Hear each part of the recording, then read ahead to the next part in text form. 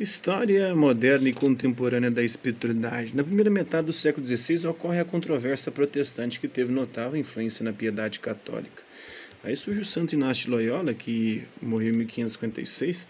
Ele é o fundador da Companhia de Jesus, que imprimiu à vida religiosa o caráter de militância, daí o nome de Companhia de Jesus, militância no combate às heresias e na evangelização dos povos recém-descobertos na América, na Ásia e na África.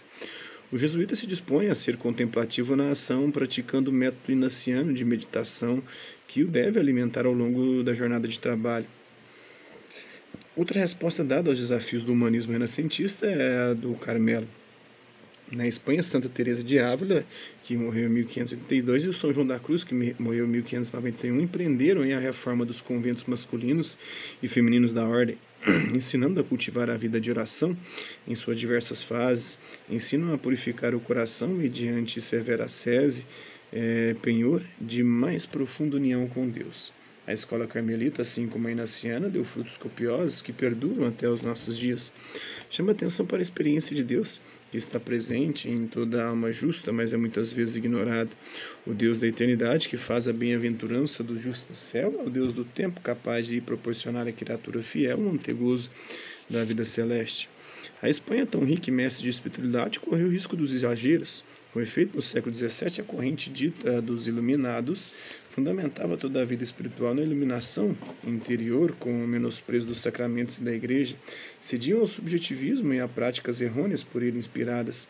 Tal heresia foi condenada pelo Santo Ofício. Ainda no século XVII, salienta-se São Francisco de Sales, que morreu em 1622, diretor de Consciências e bispo de Annecy, na Suíça. Procurou renovar a vida espiritual dos cristãos que vivem no mundo sujeitos às solicitações de família, profissão, sociedade, e parecem não ter oportunidade de cultivar a união com Deus e santificar-se. O santo mestre incute-lhes a verdadeira devoção alimentada pela oração e os sacramentos, assim como pelas pequenas virtudes que tecem a trama do dia a dia. A dignidade do laicato, a palavra leigo vem do grego laikos, que significa pertencente ao Laos, sendo o Laos é o povo santo de Deus, o povo régio e sacerdotal, conforme a primeira carta de São Pedro, capítulo 2, versículo 9. Portanto, o vocábulo leigo está longe de ser um depreciativo, significa a dignidade do cristão. E assim resgatada dentro de uma visão otimista e ao mesmo tempo realista. Seja mencionado nos séculos 17 e 18 o jansenismo devido a Cornélio Jansênio, que morreu em 1638, bispo de Ypres.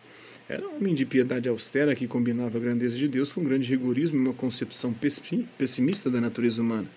A comunhão eucarística seria prêmio da virtude praticada zelosamente e não remédio para quem deseja fugir do pecado. Cristo não terá morrido por todos os homens. Influenciou inclusive o Blaise Pascal, filósofo, matemático, físico moderno. Tais ideias encontraram ampla ressonância na França, especialmente no mosteiro feminino de Port-Royal, nas imediações de Paris. A réplica ao jansenismo suscitou um caloroso debate, no qual se envolveu também a autoridade do rei da França, interessado em fundar uma igreja nacional separada da Santa Sé. A procura sincera de autenticidade por parte dos mestres jansenistas muito impressionou o povo de Deus e fortaleceu sua resistência à intervenção do Papa e de seus legados. Pode-se dizer que somente no século XX, com o Papa São Pio X e a exortação à comunhão frequente, se dissipou por completo a mentalidade jansenista. A devoção ao Sagrado Coração de Jesus foi incrementada pelas aparições de Jesus a Santa Margarida Maria Alacoque, no século XVII, e pela instituição da festa respectiva em 1765. Era a réplica ao jansenismo da piedade popular oficializada pela Igreja, que reconhecia e reconhece no coração de Jesus o símbolo do amor que tanto amou os homens e deles tem recebido ingratidão e injúrias.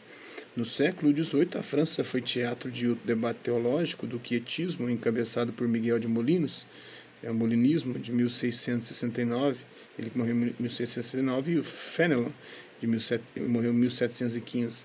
Apregoavam um estado de quietude provocada por um amor a Deus desinteressado da recompensa futura. Para chegar até a tal atitude, o cristão não precisaria de ascese nem de exercício de piedade. A consciência se uniria diretamente a Deus. Essas concepções foram rejeitadas pelo magistério da Igreja, visto que não é possível separar da glória a Deus de realizar-se plenamente na bem-aventurança celeste. Dá mais glória ao Criador quem mais se santifica ou quem mais se habilita para a bem-aventurança celeste. No século XVIII ainda merece menção Santo Afonso Maria de Ligório, que morreu em 1787, grande missionário que muito incentivou a prática da oração e a devoção a Maria Santíssima. Autor de obras de teologia moral, apregou a ascese e o autocontrole por amor e no amor a Deus em oposição ao jansenismo que amedrontava os fiéis. Fora do catolicismo, registra-se o movimento de Oxford na Inglaterra. Os anglicanos puseram-se a estudar a antiga literatura cristã, os padres da igreja, em consequência, vários, entre os quais o famoso John Henry Newman, em 1890, se converteram ao catolicismo reconhecendo a continuidade da mensagem que parte de Cristo e chega ininterruptamente até a época moderna. O século XIX encerrou-se com a condenação do americanismo, corrente de pensamento que menosprezava as chamadas virtudes passivas em favor das virtudes ativas. Assim, era um objeto de desdém a humildade, a entrega à vontade de Deus, a penitência, ao passo que se valorizava unilateralmente o agir e realizar feitos notórios. Aos 22 de janeiro de 1899, o Papa Leão XIII condenou o americanismo, condenação reiterada por Pio X na encíclica Pascendi, de 1907, pois dizia: o americanismo afirma que as virtudes ativas têm de se antepor às passivas e se deve promover preferencialmente seu exercício. E a história contemporânea de 1929 para cá, nessa fase da história, distinguiremos 5 notas, A volta às fontes. O jansenismo empobreceu enormemente a espiritualidade católica, apoiado pelo racionalismo do século XIX, de modo que o Papa Pio X, que governou a igreja de 1913 a 1914, procurou, no início do século XX, revitalizar a piedade e promoveu a participação na liturgia, da qual são inseparáveis a Sagrada Escritura e a noção de igreja, corpo místico. Aos poucos, a Bíblia se tornou fecundo subsídio para a vida de oração e os fiéis foram aprendendo a sentire cum ecclesia, ou seja, sentir com a igreja. A literatura patrística foi também desentulhada e levada a estudos interessados. A partir dessas fontes, a espiritualidade católica ganhou um conteúdo mais rico e sólido.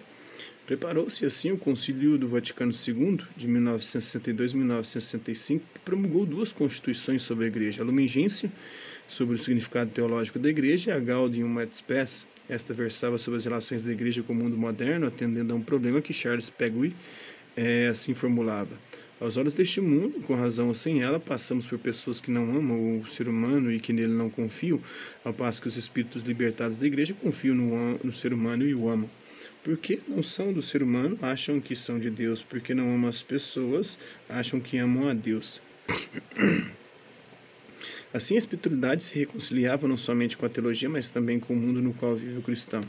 Depois vinha a teologia da libertação, a sadia renovação, até aqui proposta, foi ameaçada e, em parte, pervertida pela secularização ou laicização do sagrado na teologia da libertação extremada.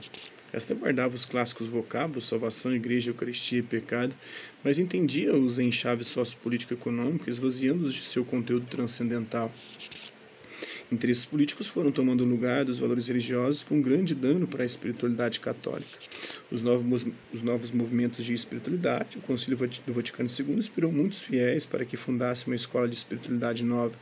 Entre elas encontram-se o movimento dos focolarinos, da Chiara Lubitsch, muito benemérita, e o do neocatecumenato, também rico em frutos positivos, e o de comunhão e libertação de Dom Giussani. A renovação carismática católica tem sido de grande valor, contanto que bem orientada, a fim de não confundir fenômenos meramente psicológicos com dons extraordinários do Espírito Santo. A oração partilhada tem valor perante Deus, mesmo quando não acompanhada de fenômenos portentosos. Outra característica da espiritualidade dos séculos XX e XXI é a existência de discutidas aparições de Maria Santíssima ou de santos, como também a existência da locução interior em Vassula Hidden, do Padre Gobi. Os mestres ensinam que é oportuno não dar fácil crédito a tais portentos, pois em muitos casos se pode crer que se trata de projeções da fantasia do vidente, sugestionado pelo que vê e ouve. A verdadeira piedade alimenta-se da fé e dispensa sinais extraordinários que, todavia, não são algo de impossível.